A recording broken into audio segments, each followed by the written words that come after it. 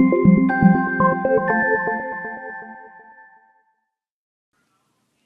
hey, love bugs, what's happening? It is Wednesday night. No, it's not. It's Thursday night.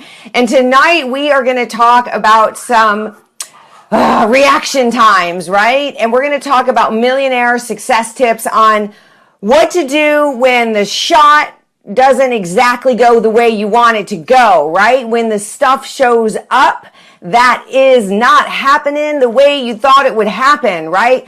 I don't know, you can call that bad stuff or whatever. So let's just back up for a second, and I want to just take you to yesterday. Hi guys, welcome to live. I'm so happy you're on. We're talking about millionaire success tips. We're talking about tennis. We're talking about laundry. We're just talking because you know what? We're the type of people, you and me and everyone on this Facebook Live, we're the type of people, we like to go for it, right? We like to get stuff done. We like to conquer whatever is in the way. Give me an amen. Give me some love on that, right? And we're doing it together, you guys. That's what I love about this Facebook Live. We get to all come together and do this thing called growing. We get to manifest our dreams. We get to make it happen together. And I'm so happy to be here with you. So for those of you that don't know me that well, my name is Rhonda Collier, and I have been in the network marketing industry for the past 14 years. It'll be 15 years in May. And prior to that, I worked in jobs. I worked in corporate America. I helped other people get rich while I got a little tiny paycheck, right? And it was fine, and I was grateful for it, and I was good at almost everything I did. I conquered it, right? We got that. But I wasn't fulfilled at all. And I certainly wasn't making enough money. But more importantly than that, I wasn't fulfilled. So that was 15 years ago, and I was introduced to this industry called network marketing. And really, all network marketing is personal growth with a compensation plan attached to it, right? So I've gone on to earn multiple millions of dollars in the network marketing industry. But more importantly, I've helped a lot of other people set themselves free, right? Get mothers home with their children, and people traveling, and people buying their houses, and people paying off their cars. And it's very rewarding. So let's talk about a millionaire success tip that was on my mind so much this week. And it started, or I would say it finished yesterday when I was on the tennis court. Anyone out there playing tennis, right? I don't know if you play tennis, or I know Jennifer. Hey, Jennifer Traigner's on. I love it. Hey, Dean. Hey, guys. I'm so happy you're on. Jennifer Chapman, thank you. So I was playing tennis, and I don't know if you guys do any sports out there, but, right, I'm sure some of you do, and I'm sure you learn from that sport, right? Well, sports are brand new to me. So first of all, I just got back from this massive trip, and it was tons of laundry, just so much to do, right? But my friend asked me to play tennis, and I hadn't been to the gym yet that day. And I knew that, I could play tennis or I could do laundry, right? And the old me would have chose laundry because it was needed. It needs to be done, right? Or whatever. No, choosing to spend our time really living in our highest values, I think is a really good millionaire success tip. Really knowing your values, right? And living your values is what is going to make you happy. Making $1 million most likely isn't going to make you happy, right? And I can say that from experience because I had lived in a life where I did have a lot of abundance going on, but I wasn't living my values and I wasn't living my dreams, right? And I wasn't happy. So I was tennis or laundry, all right? So decided to play tennis. And here's what I want to talk about tonight. Value-based living. That's right, Jen. Thank you. I'm on the tennis court, and Mark, my friend, is kicking my behind, okay? It was not good. I clearly was out of momentum from having a week off and being out of the town and at work and at my conference. And so Mark was kicking me around the tennis court.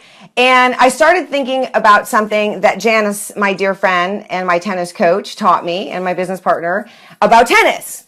And she said, Rhonda, when you hit a shot, okay, this is really cool. when you hit a shot and it doesn't go the way you want it to, right? So think about in life, right? When you do something and it doesn't go the way you want it to, or you make a phone call and it doesn't end up the way you want it to, or you're hitting a golf shot and you're right, and it doesn't go the way you want it to go. The title of this, the focus of this Facebook Live is like, what do you do? What do you do? Type it in there. Someone tell me, what do you do? Right? You're taking a shot, you're doing something, you're going for it, and it doesn't turn out the way you want it to. What is a empowered reaction to that, right? What is it? I love it. Good. Welcome, Pamela. Surrender. Jennifer. Nice. Jennifer Lancaster says surrender. Jennifer Corliss Stringer, rebound, right? Boom. I love it. Let's talk about that. Rebound. So what you keep going. Yes, Jen Lee. Shelby, thank you. You redirect your focus and you take another shot. That's right. I think that's what Trickner was meaning by rebound too, is what you do, what the athletes do, the professional athletes that make hundreds of millions of dollars. Okay, what they do, obviously they practice like crazy, right? And they live their craft, okay? Which can be for anything in your life. What they do is when they miss the shot, instead of complaining about it, instead of being upset about it, instead of being like, damn, I'm no good, right? Instead of like beating themselves up, instead of having that reaction, instead, they take a minute, 20 seconds, 10 seconds. They got to get on to the next shot. When they have a moment, they take a second and they visualize that shot being perfect next time. They see it and they play that in their mind. So this is one of the millionaire success tips that I want to share with you guys. And I want to share some of the ways that I just started doing this in tennis. Okay. So hopefully my tennis game is going to get way better so I can crush Mark next time. But an amateur that takes a shot is going to, and it doesn't go the way they want it to, is going to have all kinds of disempowering reactions, right? Now let's take it a step further. I know you guys are all mega, big thinkers and you're visionaries and, you're in action towards your dreams and your goals. And I love that. And we're all doing that together. So join us, be a part of our community, and we all achieve our dreams and goals together. And I want to talk about something like the next phase with that. Like one of the things that I do, and tell me if you do this, right? You're driving, you're going to, I don't know, the grocery store or a concert.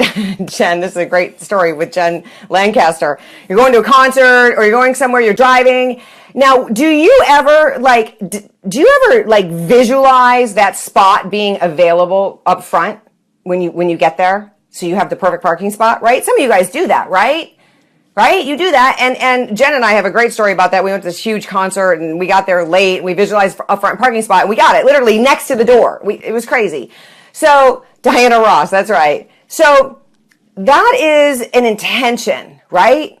Get in your car. You're going, maybe you're going to, when I'm traveling, when I'm going to the airport, right? Let's talk about setting intentions, you guys. If we're intentional, we are focused. And when we are focused, intention equals focus and focus equals outcome.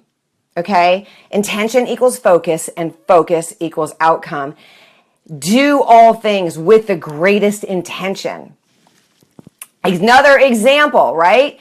I'm going to the airport. I'm going to travel across the country. You know me, I'm always getting on an airplane, right? I'm always going somewhere, right?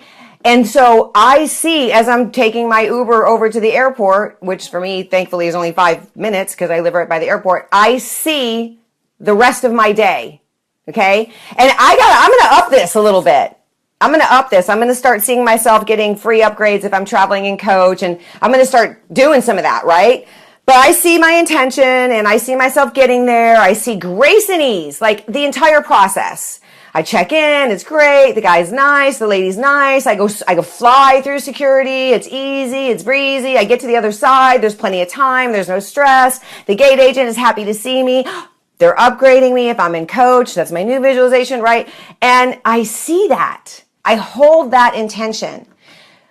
You guys, this might sound woo-woo to you. I don't know, but I'm going to tell you that I went from being $40,000 in debt and being sick and being afraid and being alone and being looking for someone to rescue me and being, did I say in debt and having like no future and no education. And I turned all of that around by practicing the mindset and therefore the actions of a millionaire.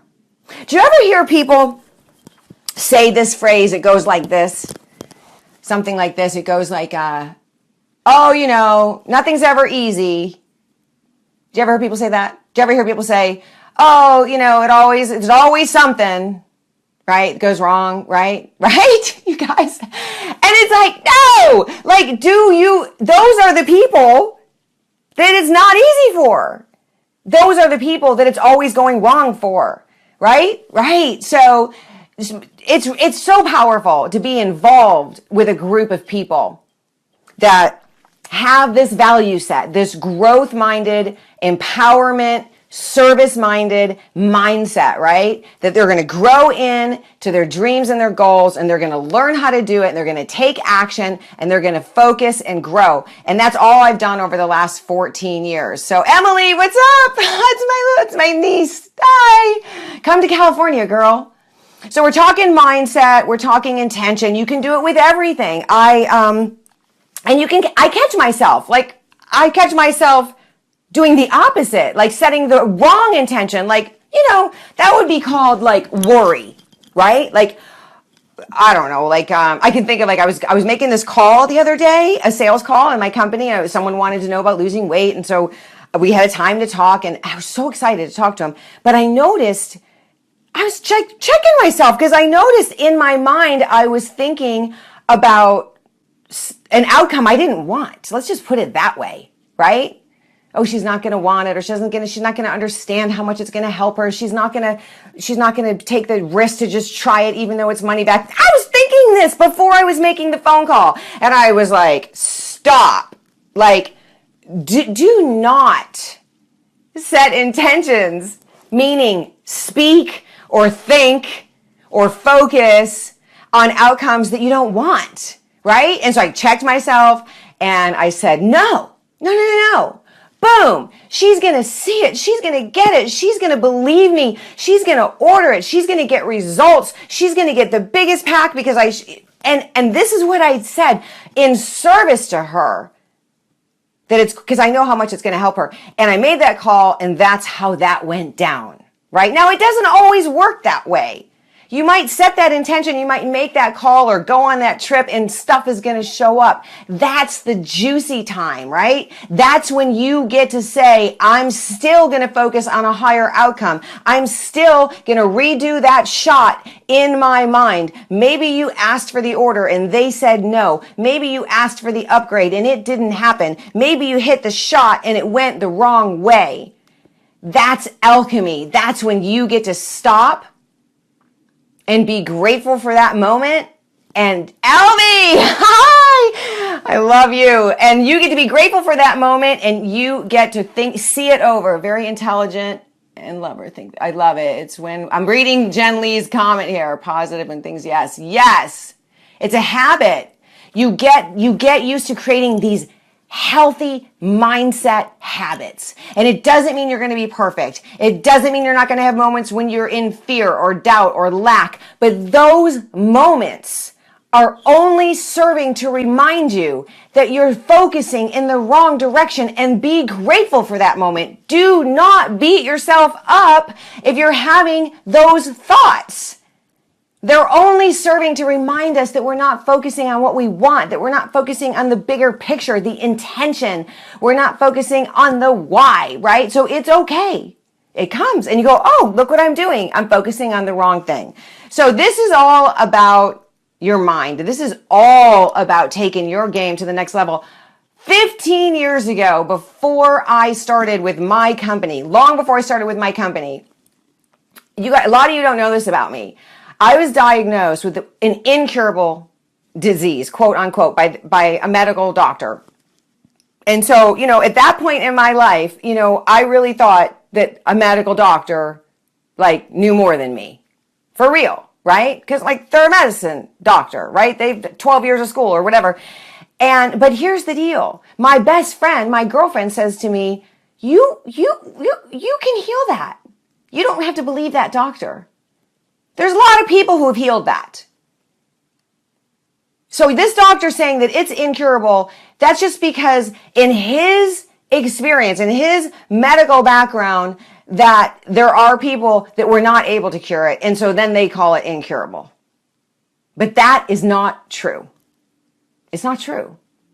If one person has cured it, it's possible for you. If one person has gotten out of debt by going for their dreams, it's possible for you. If one person has done it, it's possible for you. And don't ever, ever, ever let anyone tell you it's not. And most importantly, don't ever tell yourself, because that is just a big fat lie, just to keep you small. Our ego is a really interesting thing, you guys. Our mind, it's got one job. It's to save us. It's to protect us. It's to keep us safe. So it's always constantly trying to keep us in this little box. And every time we step out of it, there is going to be fear. There is going to be reactions, right? But you need to remember, yes, Elvie, if it's possible for one, it is possible for me. I can do this.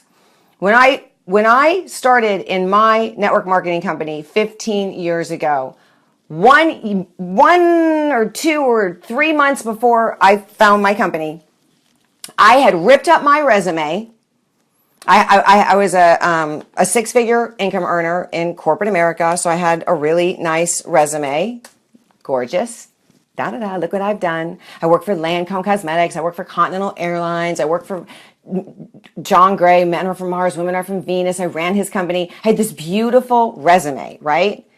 And I sat down and I was so unfulfilled and I was so lost and I was so wanting to make a difference, a bigger difference in the world. My soul was calling me forward to do more, but I had no idea what it was. I had zero, but I knew it was something. And I took that resume and I ripped it up and I threw it away. Actually, I burnt it. And I said, I don't know how. I don't know how. I'm going to do this thing that I'm supposed to do, which is to serve and help and bring people to greatness together. I don't know how, but I know that it's not going to be through working at a, I came back. I know it's not going to be through working at a job. It was not doing it for me. And when I ripped that up, I went to the ocean and I got on my knees and I prayed. And I said, you know what? Just show me the way. Show me the way, show me the way, show me the way. I just want to serve. I just want to help. And so I opened to the new possibilities.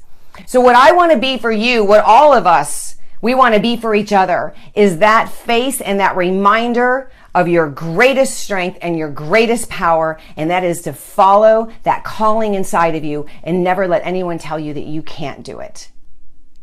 Replay the shot in your mind when it doesn't go right and you see it going right next time. Yes. And you see it going right next time and you see it going right next time. And sooner or later, because you're constantly moving that ball forward with each and every thought, your brain does not know the difference between imagination and real. That is why you can go to the movie theater and scream when the man jumps out of the corner. Why do you scream? Why do you jump out of your seat? Because your brain does not know the difference between real and imagination.